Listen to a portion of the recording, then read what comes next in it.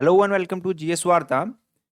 GS Varta में political lecture series में आज का जो हमारा टॉपिक है वो है फंडामेंटल राइट्स। ठीक है, आइए जानते हैं what is fundamental rights all about. ये फंडामेंटल राइट्स कॉन्स्टिट्यूशन के कहाँ पर लिखे हुए हैं? देखिए पार्ट थर्ड में ये जो है कॉन्स्टिट्यूशन के फंडामेंटल राइट्स हैं। ठीक है, ये आपको पता होना चाहिए। पार्ट थर्ड में आर्टिकल 12 to 35 जो है अपने फंडामेंटल राइट्स जो है लिखे गए हैं।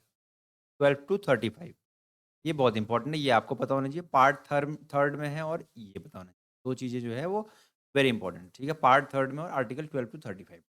उसके बाद देखिएगा पार्ट थर्ड को ही हम मैग्ना कार्टा ऑफ इंडिया भी कहते हैं। ठीक है, described as Magna Carta of India. ठीक, उसके बाद देखिएगा कि फंडामेंटल राइट्स क्यों दिए गए हमें। ठीक है, fundamental rights are guaranteed by the constitution. ठीक है, कॉन्स्टिट्यूशन ने गारंटी करता है इनको। ठीक है, मिलेंगे ही मिलेंगे हमें। ठीक है, कोई इसमें और दूसरा चांस ही नहीं है कि आपको इनसे क्या कर दिया जाए, आपको ना दिए जाए। ठीक, गारंटीड है कॉन्स्टिट्यूशन से।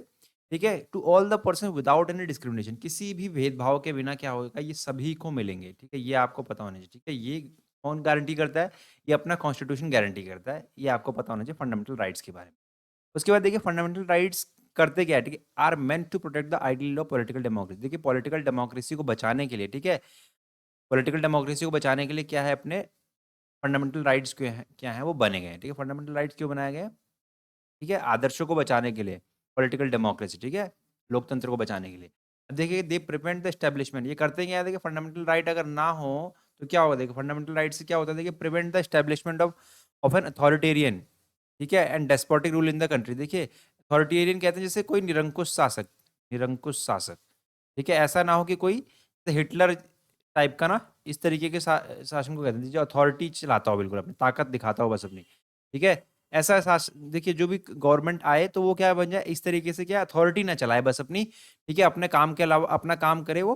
ठीक है, सिर्फ उसका काम जो है लोगों पर अथॉरिटी चलाने का नहीं है। ठीक है, और साथ ही साथ क्या आपकी जो लिबर्टीज, आपको जो फ्रीडम मिली है, लिबर्टीज और फ्रीडम जो मिली है ना, उसको क्या है, उसको क्या है, प्रोटेक्ट करके रखेगा। अगर आपको अधिकार अधिकार दिए जाएंगे तो उससे क्या होगा, उस उन अधिकारों से क्या होगा, आपकी जो स्वतंत्रता है, ठीक है, लिबर्टीज और फ्रीडम जो है बची रहेंगी। ठीक है, ताकि जैसे कि कोई पुलिस ठीक है, against the invasion by the state, जो स्टेट है, ठीक है, राज्य क्या करेगा, हमेशा क्या अपनी ताकत दिखाने की कोशिश करेगा लोगों पर। ठीक है, पीपल को क्या करेगा, वो बांध कर रखने की कोशिश करेगा। तो अगर लोग के पास अधिकार होंगे तो वो क्या करेंगे, लोग क्या उन अधिकारों का इस्तेमाल करके क्या करेंगे, राज्य जो है उनको दबा नहीं सकेगा। ठीक है, उनको दबा नहीं सकेगा। ये है उसका काम। आपको राइट जो दिए जाते हैं, क्या दिए जाते हैं, आपको फ्रीडम को बचाए रखने के लिए, ताकि आपके ऊपर क्या कोई राज ना करे। तो फंडामेंटल राइट्स भी क्यों दिए गए, कि आपके ऊपर क्या कोई अथॉरिटेरियन चीज ना हो। ठीक है, अथॉरिटेरियन और डेस्पोटिक रूल ना हो जाए, कोई निरंकुश शासक कंट्री में ना आ जाए, इस तरीके से ना बने वो। तो ये फंडामेंटल राइट इसलिए दिए गए हैं। अब देखिएगा क्या है, fundamental rights are named so, इसका नाम देखिए फंडामेंटल क्यों रखा है, are named so because guarantee, they are guaranteed and protected by the constitution. ये कॉन्स्टिट्यूशन की गारंटी भी लेता है और प्रोटेक्ट भी करता है इसकी, इसलिए इसको क्या कहा गया, फंडामेंटल राइट्स कहा गया।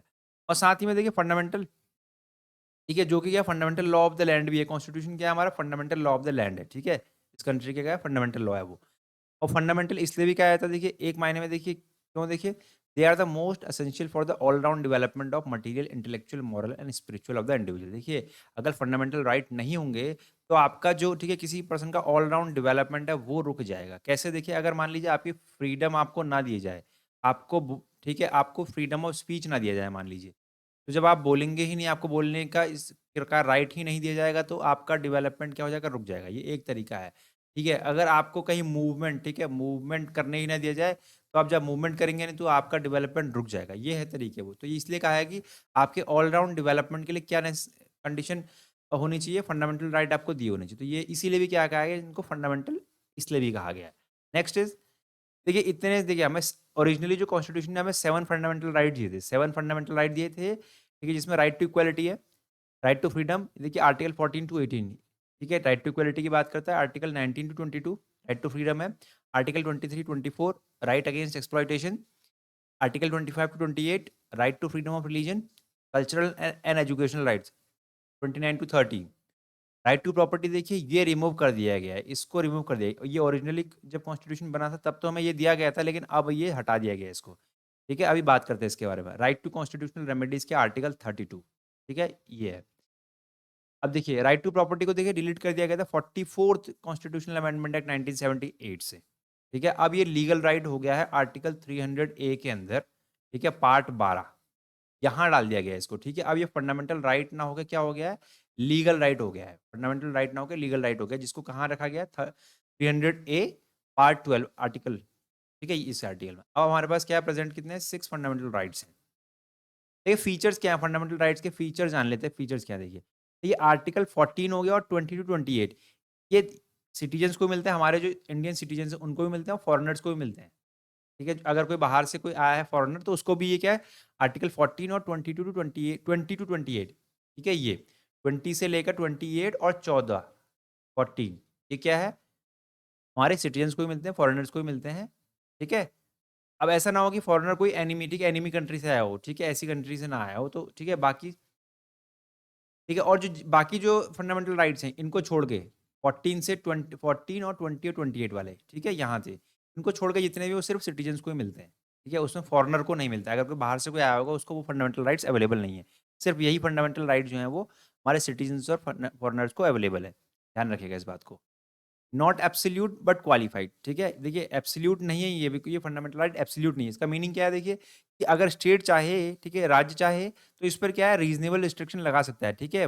कोई रीजनेबल रिस्ट्रिक्शन, ठीक है, उसका रीजन होना चाहिए, प्रॉपर रीजन होना चाहिए, तो उसके लिए रिस्ट्रिक्शन लगा सकता है। फंडामेंटल राइट्स के एब्सोल्यूट नहीं है कि अगर मान लीजिए कहा जाए कि फ्रीडम ऑफ स्पीच है तो फ्रीडम ऑफ स्पीच क्या है, वो क्या एब्सोल्यूट नहीं है। स्टेट चाहे तो कहीं ना कहीं पर क्या उस पर रिस्ट्रिक्शन लगा सकता है अगर जरूरत पड़ी तो, ठीक है। जस्टिसिएबल नेचर, देखिए आप अगर फंडामेंटल राइट्स आपको नहीं मिलते तो आप क्या कर सकते हैं, इसको डायरेक्ट कोर्ट में जा सकते हैं, सुप्रीम कोर्ट में जा सकते हैं, ठीक है, अपने फंडामेंटल राइट्स को प्रिवेंट करने का। तो जस्टिसिएबल है ये, कोर्ट में जा सकते हैं हम, justiciable in nature, defended and guaranteed by the supreme court. Supreme court क्या करता है, इसको डिफेंड भी करता है और गारंटी भी देता है इसकी। दे आर नॉट सेक्रोसेंट और परमानेंट, ठीक है, सेक्रोसेंट परमानेंट नहीं है कोई, ठीक है। ये पार्लियामेंट क्या कर सकता है, इनको कम भी कर सकता है, रिपील भी कर सकता है, वापस भी ले सकता है आपसे, but only by constitutional amendment act, not by ordinary act, ठीक है। कॉन्स्टिट्यूशनल अमेंडमेंट लेकर आएगा पार्लियामेंट और क्या हो सकता है, इनको क्या है, ये हट भी सकते हैं, ठीक है। तो कम भी कर किया जाता है, जा सकता है, ठीक है, इन अधिकारों को, और क्या है साथ में, या रिपील भी कर सकता है, वापस भी लिया जा सकता है आपसे, ठीक है। लेकिन किस कैसे होना चाहिए, कॉन्स्टिट्यूशनल अमेंडमेंट एक्ट से, ऑर्डिनरी एक्ट नहीं होगा वो। नेक्स्ट देखिए क्या है, देखिए देखिए जो फंडामेंटल राइट्स हमें मिलते हैं उनका, देखिए जब भी नेशनल इमरजेंसी लगेगी, ठीक है, आपातकाल जैसे हम बोलते हैं, आपातकाल अब कभी लगेगा, ठीक है, इमरजेंसी के टाइम पे, तो क्या होगा, हमें ये जो राइट्स हैं, ठीक है, इनको क्या सस्पेंड किया जा सकता है, सस्पेंड कर सकते हैं इसको ड्यूरिंग द नेशनल इमरजेंसी, ठीक है, एक्सेप्ट आर्टिकल 20 और 21 को छोड़कर, इसको और इसको, ठीक है, ये दो आर्टिकल को छोड़कर क्या है, क्या हम हमसे क्या है, बाकी सारी सब फंडामेंटल राइट जो है वो सस्पेंड किए जा सकते हैं, ठीक है। सॉरी, उसके बाद देखिएगा आप कि जो आर्म्ड फोर्सेस होती हैं, पैरामिलिट्री फोर्सेस हैं, पुलिस फोर्सेस है, इंटेलिजेंस एजेंसीज है, ठीक है, वहाँ पर इनका एप्लीकेशन क्या है, वो लिमिटेड है, ठीक है। वहाँ पर क्या है, जरूरी उनको फंडामेंटल राइट्स, वो क्या है, फंडामेंटल राइट्स आप देखते हैं उनके लिए कोई फंडामेंटल राइट्स नहीं मिलते हैं उनको, ठीक है। ज़्यादातर फंडामेंटल राइट्स क्या है, वहाँ पर कोई इस तरीके से क्या है, फंडामेंटल राइट्स नहीं मिलते हैं उनको। Their application can be restricted while the martial law is in force, ठीक है। अब देखिए फंडामेंटल राइट्स जो है वो जब कहीं भी अगर मार्शल लॉ लगा होगा, ठीक है, आर्मी रूल कहते हैं इसको, ठीक है, आर्मी रूल कहीं लगा होगा, अगर मान लीजिए, ठीक है, कहीं भी होगा, तो यहाँ क्या होगा, इसका एप्लीकेशन क्या होगा, रिस्ट्रिक्टेड होगा, मतलब रुका होगा, मतलब वहाँ पर फंडामेंटल राइट्स नहीं मिल सकते, तो आर्मी रूल यहाँ पर लगा होगा मार्शल, ठीक है। ये था सब कुछ फंडामेंटल राइट्स के बारे में information. Now for the GS Varta viewers, if you are liking our content, please like share and subscribe. Thank you so much.